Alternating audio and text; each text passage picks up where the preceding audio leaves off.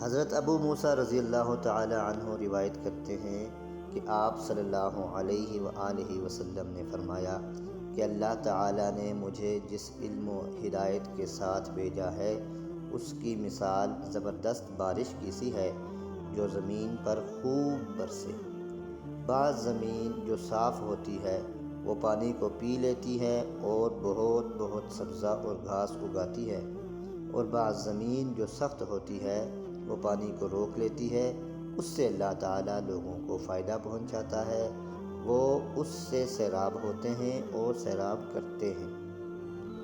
اور کچھ زمین کے بعض خطوں پر پانی پڑتا ہے جو بالکل چٹیل میدان ہوتے ہیں، نہ پانی روکتے ہیں نہ ہی سبزہ اگاتے ہیں۔ تو یہ اس شخص کی مثال ہے جو دین میں سمجھ پیدا کرے اور نفع دے اس کو وہ چیز جس کے ساتھ میں مبعوث کیا گیا ہوں۔ اس نے علم دین سیکھا اور سکھایا، اور اس شخص کی مثال جس نے سر نہیں اٹھایا یعنی توجہ نہیں کی، اور جو ہدایت دے کر میں بھیجا گیا ہوں اسے قبول نہیں کیا۔ صحیح بخاری حدیث نمبر 79۔